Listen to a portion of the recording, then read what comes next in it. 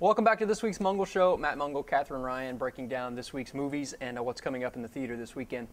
Three movies that we're going to kind of look at and just talk about, give our expectations on, and what it's going to take for these things to work. There's one we'll leave till the end because I know where you're going to go with it. I want to start with probably the lesser of the three, the one that's going to need the most work to actually be a decent movie, and that's The Stepfather, the new horror thriller that's coming out. Uh-oh, Stepfather. Yeah, how many times have they done this storyline? When I saw the trailer, I'm thinking, didn't they just release it? Oh, wait, that was Disturbia, the movie about Shia LaBeouf Right. and the crazy neighbor, but this time the neighbor's the stepfather. Yeah. They're always trying to do this, either, with a stepmom or a stepdad, or there's some kind of, step relation. They're trying to take the normal family unit and twist it out of shape. Exactly. And what got me about this is the tagline from this movie was, "This fall, Daddy's home." It's like, oh my gosh, are you kidding me? There are just so many things, even just watching the trailer, I feel like I've seen the entire movie just then, because you've seen the suspicion of the son, you see the realization that he's actually bad. You got it all bundled up. You don't need to go out and see this, which I feel bad because, for all we know, the female lead character could be breakout role right here, but I wouldn't know that because I don't feel like giving this movie a chance. I know, and that's the thing. And it's directed by Nelson McCormick, who he's done a lot of TV. He does CSI, The Closer. Yeah, he's done some good TV things, but hopefully he'll be able to. Now, whether you can do 45 minutes or 90 minutes is a big difference. And it stars Dylan Walsh from Nip Tuck, another television guy, and Celia Ward and Penn Badgley. Rated PG-13, so obviously they're not going for the outright slasher movie about this. Probably they're not going to do a lot of adult language, a lot of adult scenes in it. So they're kind of scaling it back for maybe the late teen, high school. Yeah, they're pandering to the high school audience specifically. Those who probably haven't seen all the past stepdad movies. It's like the new generations come up. It's like doing all the new Halloweens or whatever. Or the new Nightmare on Elm Street movie. Yeah, absolutely. So what do you think it's going to take for this to work? What's the one element that it's going to happen for a movie like this to be a success? I don't want to say a surprise ending, because so many movies are doing that now, where they feel like it's not going to be good unless there's a surprise. Right. It just needs a good plot and willing and good actors. Right. So it kind of needs a few things. Okay. But for me, the most important thing would probably be the plot. For the sheer fact that if I don't believe the plot and what's going on, then I'll detach myself from the whole experience and just pick it apart. Right. Because once I stop believing in a movie, I will literally just step back and just, that's wrong, that doesn't work, I wouldn't believe that. That's the problem when it comes to me in movies that are horror films. Either I love it or I absolutely hate it. There's no in between with me. Right. And I'm sort of the same way, and I agree with you about the plot. And going back to what you mentioned in Disturbia, I had the problem going into Disturbia. I was like, they're trying to redo Rear Window. I know! They're like, what are they doing? This is going to be stupid. I can't believe Shia would sign up for this. He's one of my favorite guys. But then the movie was awesome. The plot, the intensity, the humor of the characters. It was really a surprise movie that didn't try to do anything special. It just let the plot carry it. So I think you're right. I think for this to be a success, it's going to have to have a decent plot. Now, another movie that's getting a lot of great ratings and everybody's got a lot of buzz about is Law Abiding Citizen, which is the new thriller drama, rated R. Cameron Diaz and that. No, I'm thinking of The Box. The one I'm thinking of, Gerard Butler. Yeah, Gerard Butler, who sometimes him and Cameron Diaz, you can get them. You can get them Sorry, guys. Yeah, there's so much similarity there. Wrong week. Him and Jamie Foxx are in this. And man, all the trailers for this, all the pre-press for this makes it look like it's going to be a really, really fast action thriller. Rated R for strong, bloody, brutal violence and torture. My kind of movie. It's like minus that part. Right. It's just funny. It's like you have violence, you have strong violence, you have brutal violence, you have strong, brutal violence, but this one is strong, bloody, brutal violence and torture. Yeah. So when they throw in the word bloody, it's like, okay, all the movies that we've seen that have been really bloody and gory that don't mention bloody. This is like Evil Dead kind of blood, like they just kick it up. This is going to be over the top. So again, though, it's directed by F. Gary Gray, who did The Italian Job back in 2003, which was a pretty decent film. I enjoyed it. Yeah, it's and again, it goes back to the decent acting of Jamie Foxx, who usually knocks it out of the park. Other than The Soloist, where I think he kind of phoned that one in and was trying too hard. The movie itself tried too hard, but Robert Downey Jr. and Jamie Foxx separately were great in their roles. You have to admit. They were great in their roles. They were great in their roles. There was just no chemistry between them.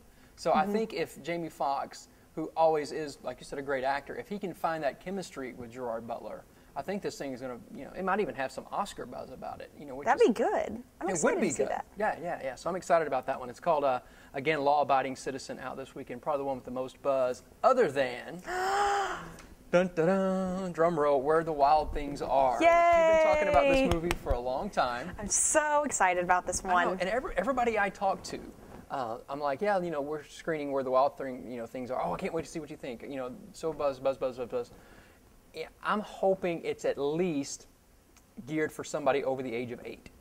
That's my hope for this movie. Well, okay, have you ever read the book? No. I should have brought it this week. It's 9 sentences of reading, and the rest are all pictures. But My kind of book. I know, right? But the premise of the story itself is simple. It's just an adventure with a kid. It's a wonderful adventure. And when did you read it? When I was about 6 8? years old. See, so that's what I mean, though. Now, if you read it now for the first time, would you be like, oh, this is a great adventure? Or do you read it now thinking, oh, this reminds me when I was 6? To me, it reminds me of when I was 6. Right, so I'm wondering if the movie, you're going to be sitting there going, if I was 6, I would like this movie. From the buzz of what I've heard, the way Spike Jonze has done it, which is, he's an awesome director. Yes, granted. He's great, and so... Especially if you like music videos, which is kind of pretty much all he's his done. forte, and Being John Malkovich was a good movie. Yeah, an adaptation. Mm-hmm. And so he's a great director, and what movies he's done have been wonderful. And from what I can tell, it just seems like a movie through the eyes of a 9-year-old. Like they gave a 9-year-old the camera and said, "Go for it, make a movie about this book." Because it doesn't seem, if they kept it true to the book, there won't be a succinct, here's the problem, here's the journey you must go on in order to get this special item, save the princess, save the world. It's not that kind of story. So depending on how you feel about that, not having a distinct plot, I'm curious to see your reaction to it. Yeah, and for me, in a movie like this, I'd rather not really have a distinct plot, because then it's kind of like Cloudy with a Chance of Meatballs. At the end, they tried to put all these little twists in it of him trying to do something, and it totally just falls was and dumb. fails. So I'm hoping at least Jim Henson doing the puppets, that's going to be amazing. Those puppets are amazing. The pictures that I've seen, incredible. Yeah, so that, to me, visually, I think I'm going to be attracted to it. I just hope it has enough storyline and not a just cheesy kid thing where I'm not sitting there looking at my watch every 5 minutes. Funny enough, though, actually, when Warner Brothers screened this with children, the kids actually were crying because they were scared. Really? Yes. I like the that. monsters have scared them. So they aren't totally catering to the younger crowd. They're catering to the young at heart. Really?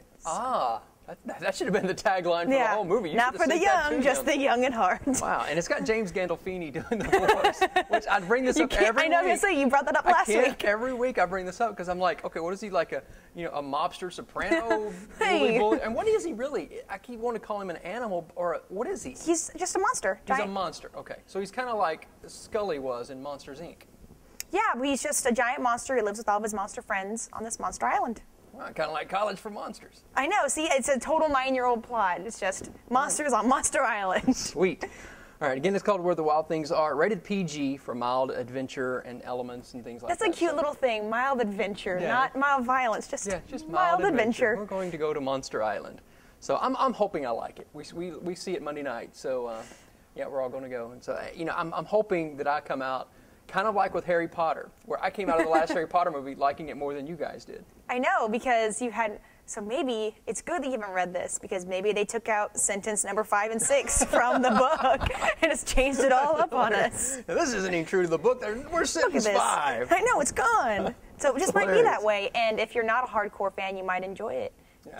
Just to enjoy the movie. Yeah. So excited. I'm all about movies. I usually find something about every movie to try to enjoy. So I'm sure I'm going to have a good time.